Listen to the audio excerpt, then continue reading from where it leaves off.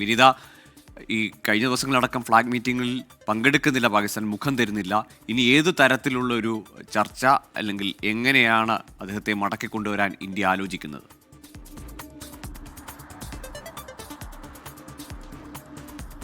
Google പൊതുവെ സാധാരണ രീതിയിൽ ഇത്തരത്തിലേക്ക് അതിർത്തികൾ കടന്ന് അങ്ങോട്ടേക്കും ഇങ്ങോട്ടേക്കും ഒക്കെയുള്ള സൈനികർ എത്താറുണ്ട്. അതൊരു പതിവാണ്. അങ്ങനെ എത്തുമ്പോൾ ഇരു രാജ്യങ്ങളുടെയും സൈനികർ പരസ്പര ധാരണയോടുകൂടി ഈ ഫ്ലാഗ് മീറ്റിംഗ് വിളിച്ച് ആ മേഖലയിലെത്തി ആ സൈനികരെ കൈമാറുകയാണ് പതിവ്.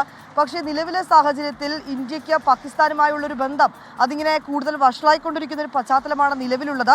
ആ പശ്ചാത്തലം തന്നെയാണ് വലിയ ആശങ്കയിലേക്കടക്കം നമ്മൾ എത്തിക്കുന്നത്. കഴിഞ്ഞ ദിവസങ്ങളിലൊക്കെ ഈ ഫ്ലാഗ് മീറ്റിംഗ് വിളിക്കണമെന്ന് ഇന്ത്യ ആവശ്യപ്പെട്ടിട്ടുണ്ടായിരുന്നു. BSFന്റെ ഉന്നത ഉദ്യോഗസ്ഥരടക്കം കഴിഞ്ഞ ദിവസം വൈകിട്ട് ഈ അതിർത്തിയിൽ ഈ ജവാനെ കൈമാറുമെന്ന പ്രതീക്ഷയോടുകൂടി അവിടെ എത്തിയിട്ടുണ്ടായിരുന്നു. പക്ഷേ ഈ ഫ്ലാഗ് മീറ്റിംഗ് സംബന്ധിച്ച കാര്യങ്ങളിൽ ഒരു പ്രതികരണവും ഇതിനോടകം തന്നെ പാകിസ്ഥാന്റെ ഭാഗത്തു നിന്ന് ഉണ്ടായിട്ടില്ല.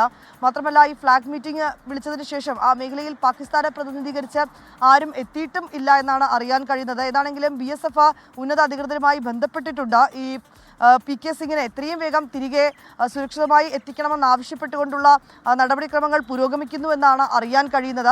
അദ്ദേഹത്തെ 2 ദിവസമാവുന്നു. അദ്ദേഹം ഇപ്പോഴും പാകിസ്ഥാൻ റേഞ്ചേഴ്സിന്റെ പിടിയിൽ തന്നെയാണുള്ളത്. ഏതാണ്ട് അതിർത്തിയിൽ നിന്ന് 30 മീറ്റർ അകലെ അദ്ദേഹം കടന്നു എന്നുള്ളതാണ് പാകിസ്ഥാൻ ആരോപിക്കുന്നത്. ഈ കർഷകർക്കൊപ്പം അദ്ദേഹം ആ മേഖലയിലേക്ക് പോവുകയും ഒരല്പസമയം അദ്ദേഹം ഒരു മരത്തിന് ചുവട്ടിൽ വിശ്രമിക്കുകയുമായിരുന്നു. ഇതിനിടയിലാണ് പാക് റേഞ്ചേഴ്സിന്റെ പിടിയിലാവുന്നത്. അദ്ദേഹത്തിന്റെ കുടുംബം ഇതിനോടകം തന്നെ വലിയ ആശങ്ക പ്രകടിപ്പിച്ചിട്ടുണ്ട്. എത്രയും വേഗം അദ്ദേഹത്തെ സുരക്ഷിതമായി മടക്കിക്കൊണ്ടുവരണം, ഇതിനാവശ്യമായിട്ടുള്ള നടപടികൾ കേന്ദ്ര സർക്കാരിന്റെ ഭാഗത്തുനിന്ന് ഉണ്ടാകണമെന്നാണ് അവർ ആവശ്യപ്പെട്ടിരിക്കുന്നത്. ഇതിനുള്ള നടപടിക്രമങ്ങളൊക്കെ തുടരുന്നുവെന്ന് BSFും വ്യക്തമാക്കുന്നുണ്ട്. പക്ഷേ അതേസമയം ഈ പാകിസ്ഥാനുമായുള്ള ബന്ധം കൂടുതൽ വഷളാകുന്നത് തന്നെയാണ് നമ്മെ വലിയ രീതിയിൽ ആശങ്കപ്പെടുത്തുന്നത്. ഗൂഗിൾ. ശരി, വിനീത VG ബൽറാം നെടുങ്ങാടിയുമാണ് വിശദാംശങ്ങൾ നൽകിയ ശ്രീനഗറിൽ നിന്നും ഡൽഹിയിൽ നിന്നും.